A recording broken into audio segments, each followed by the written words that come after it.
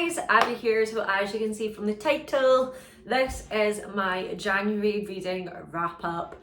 Wow, you guys, once again we read 10 books in January. This happened last January.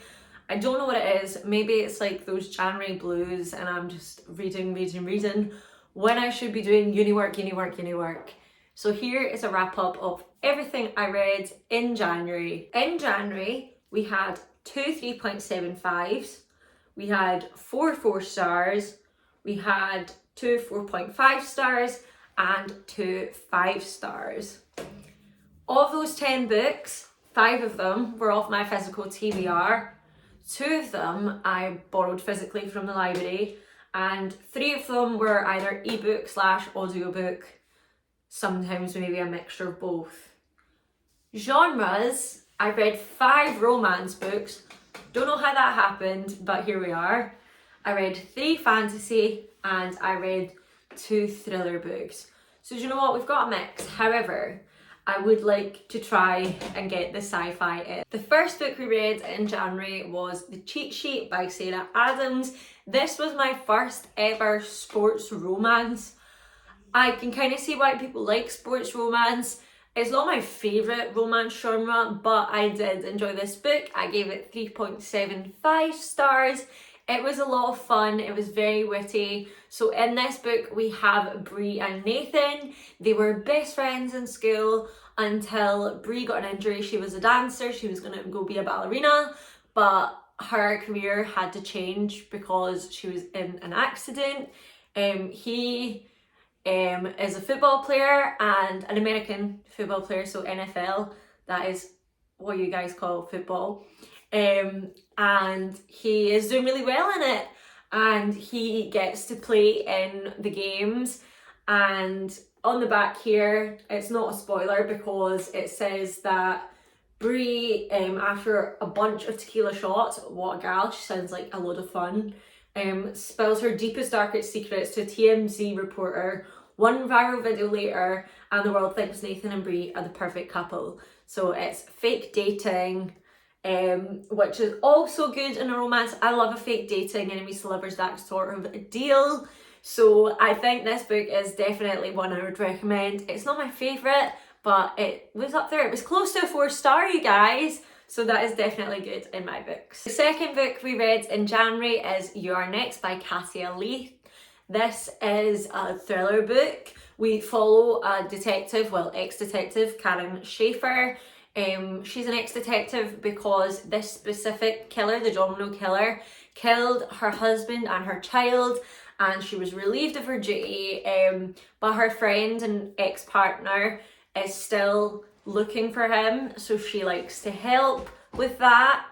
So in this book, we're following them trying to find the domino killer. They found him, but he has escaped prison. So they're trying to save her family, basically, because the domino killer is never going to stop, and he always leaves dominoes with clues to who his next victim is going to be. And we have to find out, 1, who he is, where he is, and what on earth is going on. Who is he going to target next? It was such a strong book. I absolutely loved it. I gave this a 4-star. This is actually the start of a series, so I definitely need to check out library and see if they have any more of the series. If not, I'll need to look on Vinted and see if I can get hold of it, because I definitely want to carry on with it and see what Karen Schaefer gets up to next. The third book I read in January was Heartstopper Volume 4. Do you know what, you guys? This is just honestly the sweetest little graphic novel series. I also read number 5 and I voted them both 4 stars. They're just so sweet. They're just so good. My only issue with them, the reason they're not 5 stars, is I kind of feel like they're all the same, really. I feel like they all kind of follow the same formula. And do you know what? It works. But for me, I like a little variety. I know it's a graphic novel, so it's a wee bit different, but I'm not a fan of series books all just following the same formula. However, 4 stars is still good in my books. And this brings us to Seriously Series. So Books of Cara started this Seriously Series game. She has, however, concluded it. She has finished her Seriously Series. So I'm using her Christmas time template, and I'm continuing it, and I'm starting at the beginning because new year, new board, you know. So because we read Heartstopper 4 and Heartstopper 5, we get to move forward 2 spaces. I am not going to say that I concluded the series because there is a 6th book coming out soon. So I will just take 2 jumps and hope that we get another series finished. Book number 5 was The Flat Share. If you've seen my Bookstagram, you know that I gave this 5 stars, and you know that I'm absolutely raving about it. This is just the cutest, funniest, silliest story ever. Me and Luke are currently watching the TV show. It is a very different plot. It kind of goes in a different way, but it's still very fun. But the book tops it all. Obviously the book is better, because when is the book not better? In my opinion, that's just how it is. So in The Flat Share, we have Tiffy and we have Leon. So basically they've agreed to share a flat, aka a bed together, but not together. So when Tiffy's in the flat, Leon's not in the flat. When Leon's in the flat, Tiffy's not in the flat. That sort of deal. And do you know what? It works out for the both of them. They never meet each other. They're just toddling along until one day. If you know, you know. If you read the book, you'll know. So I definitely recommend this one. And this is a romance book. It's just one of those easy, fun, palate cleanser romance books. You know the ones? There's loads of them. I left this book for years. I've had it on my shelf for years, since it came out. And I regret not picking it up sooner, because I thought about this book for weeks on end. I talk about it all the time, and now I'm talking about it to you, and you should read it as well. If you're waiting to read it, read it. I know that some of my friends out there, if you're watching, I know that you've got this on your TBR, so y'all gotta get it read so that we can discuss it. So yeah, I definitely, this is one of the 5 stars. There's only 2 5 stars this month, and this is number 1. Book number 5 is The Lord of the Rings Fellowship of the Ring by J.R.R. Tolkien. This is the 2nd book in the Lord of the Rings series. There are 4. The Hobbit is number 1. I think I've said in about 18 videos that I will fight you if you tell me otherwise. So I'm just reiterating, I will fight you if you tell me otherwise. So this is number 2. Therefore, on the series tracker, we're going to add another step. So we have had 3 series books so far. We're doing great. I'm not going to talk much about this book because I want to make a whole video with all the books from the series. So for now, this one is going to the side. I did, however, give it 4.5 stars. 4.5, such a good rating. Book number 6 was The Last Girl Left. This was a NetGalley arc that I was given to read, and I read it with my book club. It was our first book of the year, and oh my goodness, how good it was. The book actually comes out on the 23rd or the 24th of April this year, 2024, and I highly recommend you read it if you haven't. So this is a thriller book, and originally, if you've seen my Instagram post, I gave it 5 stars. However, now that I've sat on it and I've had a wee think, I'm going to move it down to a 4.5. So still an extremely good rating. Just, I was reading this book, and the main character in it, Tessa, she goes back to this island where she went through a lot of trauma to try and get herself out of it, but she went alone, which was maybe a wee bit silly, and she has to write a book about being back on the island. I could feel this character's fear.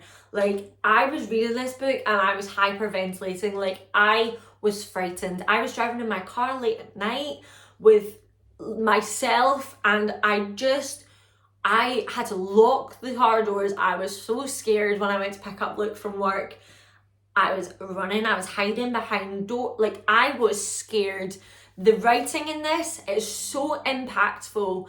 You can really feel how the character feels, and I could not tell the ending. Like, I didn't know who it was. I was blaming everyone left, right and centre. I did not see it coming. Yeah, there was wee bits that could have been better after discussing it with the book club and stuff, like just minor things, like when you do find out, you kind of wish that you got a better explanation than what's there. I can't say too much about it because obviously I want you to read it and then we'll discuss it, because I don't want to spoil it for you. However, overall, great. So that was an ebook. Book number 8 was another NetGalley arc, Enemies to Lovers by Portia McIntosh. She is one of my favourite romance authors. I just think her writing's great. I gave this book a 3.75 stars. It was funny, it was lovely. It did come out on the 4th of January 2024, so I was late in reading it and I feel bad about that, but I just didn't have time with uni work. So as this book says, it's enemies to lovers. So we have our two main characters and they, for work, they're sent off. So there's Lana and there's Sunny. They're sent off to do a task together because they are rivals, they don't get on, they butt heads, and they are sent to do this task for their job and to come back, and they're not allowed to come back until they finished it. And as you can tell, enemies to lovers, they soon find themselves having a wee bit of a chat, having a wee bit of a, oh, maybe we could get on. Then we find a bit more about their backstory and how they originally met, because they knew each other before now. So you get all the bits and bobs. However, when I was reading the reviews on this book on Storygraph, I didn't like the way that people were reviewing it. So a lot of people were saying that it wasn't enemies to lovers because there was no actual, like, enemies, like they weren't like hitting each other or whatever. But to me, that's not enemies to lovers. Enemies to lovers can literally just be me and someone else having a misunderstanding and being like, oh my god, enemy. Like, do you know what I mean? And when I took it to Instagram, everyone agreed with me. Some people were like, yeah, I agree with you. However, I do quite like a wee bit of like mafia romance, get some fighting in it. That's okay, but as I like that they were able to say it doesn't always have to be, because that's what annoyed me about the reviews. And everyone kind of reviewed it low because of that. So don't be put off by the reviews for this book, because I don't agree with them at all. I think people were just taking things a little bit too literally because the book was called Enemies to Lovers. Book number 9, we have Swordcatcher by Cassandra Clare. This is Cassandra Clare's first adult fantasy. It is definitely different than her other books. Obviously, I've only read The Mortal Instruments, loved it. I've also got The Infernal Devices to get to this year. This is just different though. This is definitely adult fantasy, and it is based more on the politics of the fantasy other than the world building. There's not much world building. However, we do learn a lot about our characters, and we learn a lot about the politics behind the different thrones, etc. I will give a better opinion on this book. I have a video coming up based solely on me reading this book, so I would love for you to subscribe to my channel right now and put the notification bell on so that you can watch that video. It is coming up literally next week. You only have to wait a week for it, and I promise that it's worth it, and I promise I give you a better review. However, in the meantime, I will leave you with this book. For me, was a wee 4-star, which was great. And last but certainly not least, the last book I read, number 10, was The Invisible Life of Addie LaRue. So most people know what Addie LaRue is about, but in case you're late to the game like me, we have our main character Addie, also known as Adeline LaRue, who basically does a deal with the devil, and she ends up living forever. However, it comes at a cost that no one remembers her. So this book, we follow her life throughout, and we find out what she gets up to, how she chooses to live, the different ways that she tries to live, and honestly, it is beautiful. Everyone scares me of this book because they're like, it's so slow, it's so slow. It is majestic. The writing in this book is absolutely beautiful, and if you couldn't guess already, this is my second 5-star book of the month. I was in my university sobbing my eyes out because it was so beautiful. I got home to tell Luke about this book and sobbed my eyes out again. And then my nana asked me why I was sobbing my eyes out and to tell me what the book was about. And I sobbed my eyes out some more because it was so perfect. Do you know what? I didn't even feel the middle bit being slow. And I don't know if that's because I switched from ebook to audiobook. So I was kind of doing like a mixture of both. So I think that kept me on my toes. However, it is perfection. And you get people, it's like Marmite, you either hate Addie LaRue or you love it. And I am in the love it camp. And I guess that's why I was scared. I kind of put it into the same box as Before the Coffee Gets Cold, because the stories aren't the same, but they have similar concepts, I suppose, and the writing in both of them is beautiful. So if you like Before the Coffee Gets Cold, I think you will like The Invisible Life of Addie LaRue, and same vice versa. Perfection. I have not found a book that I've loved that much since reading Before the Coffee Gets Cold in 2022. And now that I actually think of it, one of my favourite all-time books is The 5 People You Meet in Heaven by Mitch Albom. And it's the same kind of writing style and story. So I think I found my niche. I think I found it. And it actually comes under fantasy. So I knew this whole time that fantasy was my favourite. So I definitely recommend, if you're that one of those people, because there is still a smidgen of people that haven't read this book, read it. Do it. Even if you don't like it, at least you've tried it, because honestly, I'm going to be talking about this for months, and that is a good book for me. The story, perfect. The character development, perfect. I absolutely loved it. That is the 10 books that I read in January. What an absolute whirlwind. We had so many good books this month, and hopefully that carries on for the rest of the year. If you've not seen my February TBR video, what are you doing? Go check that video out when this one's finished, and leave a like on this video.